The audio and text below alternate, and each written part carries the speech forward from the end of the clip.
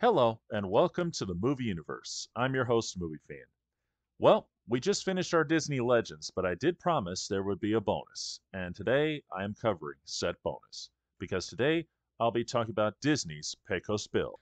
Now, Pecos Bill, as I'm sure many people would remember the stories, was a legendary cowboy. Was he real? Was he fiction? Nobody really knows. Although a lot of Texans love to believe that he really existed. Anyway, let's get started. The story starts off with Roy Rogers and the Sons of the Pioneers sitting around a campfire with a bunch of kids singing a song. Meanwhile, they hear a coyote howl. Anyway, the kids ask, why do they do that? Well, Roy says that it's because of Pecos Bill. And of course, the kids ask, Pecos Bill? Who's he? What? Never heard of Pecos Bill? Imagine that. Why, I thought everybody knows Pecos. Why, Bobby, I'm surprised at you. Bill was the world's greatest buckaroo. He was the roughest, toughest critter, never known to be a quitter, 'cause he never had no fear for man or beast. and so they start right from the top by showing the map of the good old USA. Well, sort of. And we start off with Pecos Bill falling out of his family's wagon. They didn't see him go. He's raised by a mother coyote, and of course, he outdoes all the local animals. He meets Widowmaker while saving him from a team of buzzards. They become great friends, and he decides to become a cowboy. And pretty much as Roy and the Sons of the Pioneers say, Whoa! Pecos Bill was quite a cowboy down in Texas, and a western superman, to say the least. He was the roughest, toughest critter, never known to be a quitter, 'cause he never had no fear of man or beast. So yippee-yi-yi, yippee-yi-o, for the toughest critter west of the Alamo. and during this time, you get some of the most interesting tall tales of Pecos Bill, like this story how he dug the Rio Grande, and of course, this little moment right here. Once a band of rustlers stole a herd of cattle. But they didn't know the herd they stole was Bill's. And when he caught them crooked villains, Pecos knocked out all their villains. That's the reason why there's gold in them bar hills.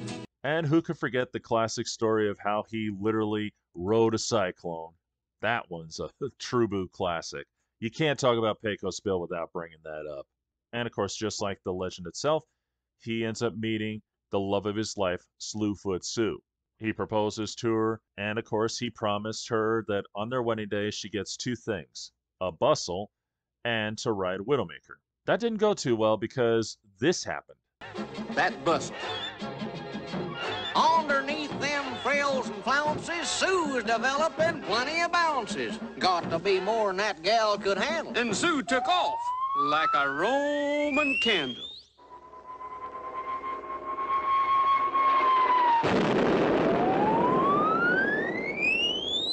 Bill tried to rope her, but he missed, and they don't know how. And because Bill couldn't catch her, Sue ends up being launched all the way to the moon. And, well, Roy said it best here. Bill went back to the coyotes, but he never forgot Sue.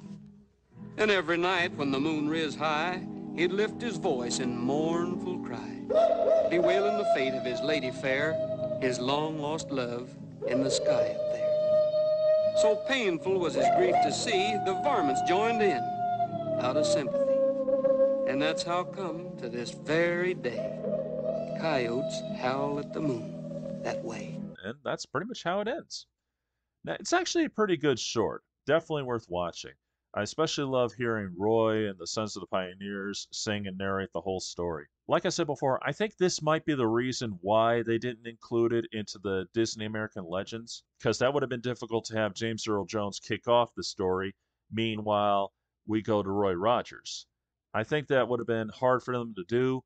Plus, it would have been horrible to cut Roy and them out, because they were a big part of this. This short actually has stood the test of time, and sadly it's been forgotten, because for some reason, they just don't like to bring it out very much. And believe it or not, this actually did go through two censorships.